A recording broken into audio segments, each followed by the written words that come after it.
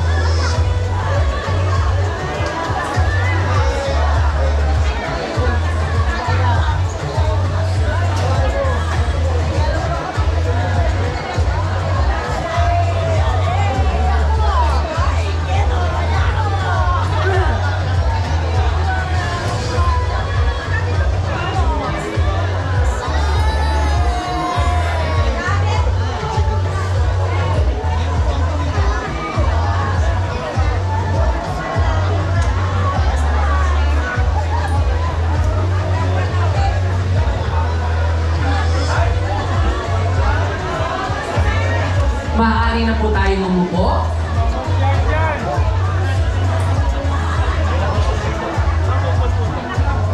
Magandang umaga po sa ating lahat. Sa ngalan ng pamahalaang lungsod ng Maynila, kami po ay taus-pusong nagpapasalamat sa inyong pagkikiisa sa napakahalagang okasyong ito, ang groundbreaking ceremony for the renovation of Beata Health Center na mas kilala ng marami bilang Bagong Lipunan Health Center.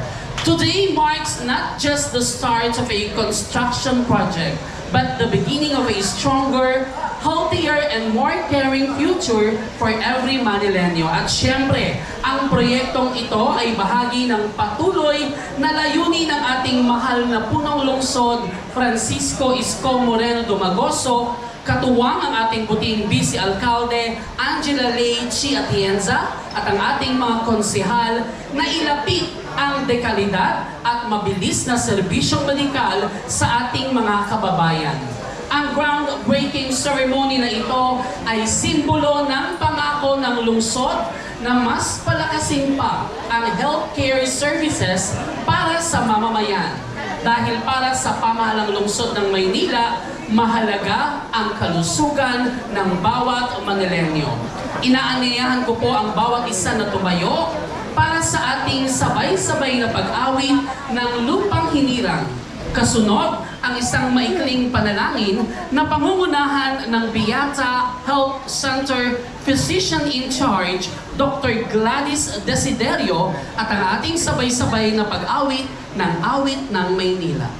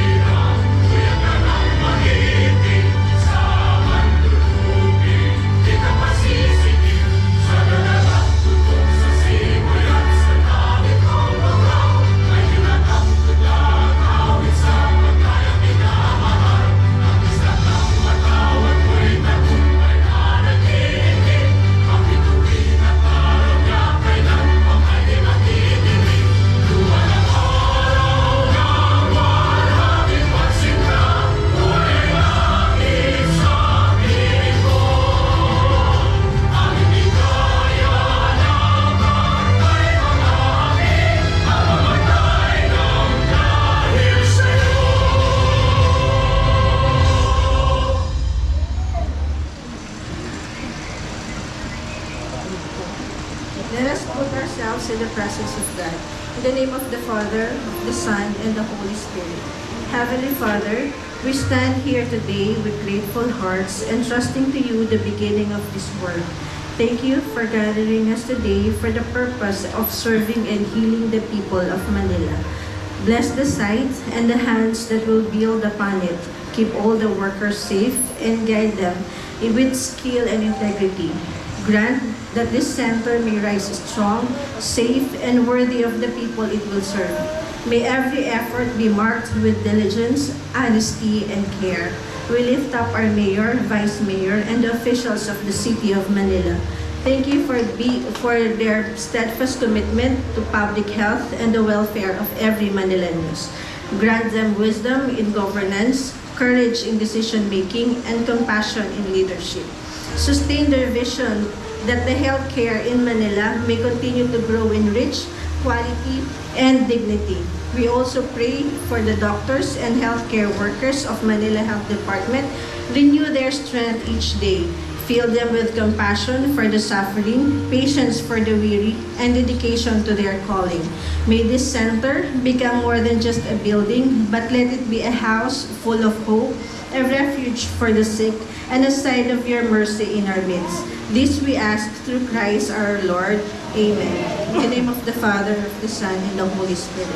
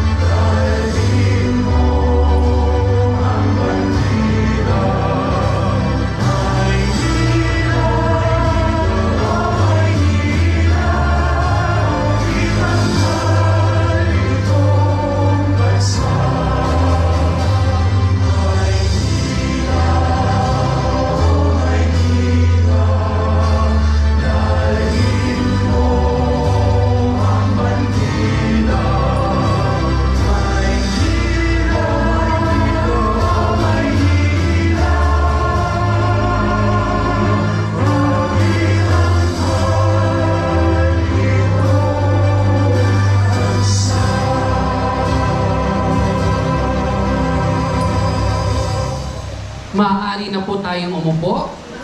Muli po isang magandang umaga po sa ating lahat. At para mas maramdaman pa po natin ang ganda ng umagang ito, maaari po ba akong makahingi ng isang malakas na palakpakan dyan? Maraming salamat po. Kasama po natin para sa ating groundbreaking ceremony ang ating buting alkalde, Francisco Isko Moreno Dumagoso. Vice Mayor Angela Lechi Atienza. Ang mga masisipag nating konsehal. Sa ating pong kagalang-galang na Mayor Isko Moreno Dumagoso, sa ating pong Vice Mayor Angela Lechi Atienza, sa ating pong mga kagalang-galang na councilors, sa ating pong mga barangay chairmans, kagawad, sa aking pong mga kasamahan sa Manila Health Department, Dr. Ed Santos, ang District Health Officer po ng District 6, si Dr. Restituto Aguilar, ang aking pong masipag na physician in charge, Dr. Desidorio, ang aking pong mga supportive na department head, si Engineer Andres, at saka Kadelis, sa inyo pong lahat na taga dito sa Biata. Ako po ay isang Pandakenya din po. Ako ay na pinanganak sa Balagtas. At magandang umaga po sa inyong lahat. Ngayon po ay bumalik kami ni Mayor Isko para tuparin ang isang pangarap at isa pong pag-asa sa ating health center. Ilang buwan po ang lumipas, dumating po kami dito para kayo po ay pakinggan at hingin po kung ano po ang mga kailangan nyo dito sa isang munting bahay natin dito sa Biata. Sinabi nyo po sa amin na dati po ang pangalan nito ay Bagong Lipunan Health Center. Kami po ni Mayor Isko ay nagtanong kung ano ba talaga ang gusto nyong maging pangalan ng ating health center. So sumagot po sila na maging Biata Health Center. So sa local health board po natin ay pinasad po natin ang pangalan na Biata Health Center dito po sa inyong bagong health center. So palakpakan po natin ang bumubuo ng local health board kasama po si ating Vice Mayor Tia Chenza. Kasama po noon ay nagbigay po ng magandang perspective ang ating architect engineers para po maging state-of-the-art ang ating health center. At hindi lang po yun, kailangan po ay episyente at epektibo at mababait ang pipiliin nating mga kasamahan dito sa ating health center. So natutuwa po ako sa araw na to dahil ngayon po ay magsisimula ang ating pagpapagawa ng ating health center. Kung kaya't minamadali na rin po natin ang pagbubukas ng isa pong health center na malapit sa atin, ang Isidro Mendoza Health Center. So pansamantala, doon po muna tayo. Pagpasensyahan nyo na po at mamadaliin po natin ang ating health center. So muli po, magandang umaga po. Salamat po sa warm welcome nyo sa amin at mag-iingat po tayo lahat. Thank you. Maraming salamat po, Dr. Grace Padilla. At sa pagkakataong ito ay ibibigay ko na po sa inyo para sa kanyang mga mensahe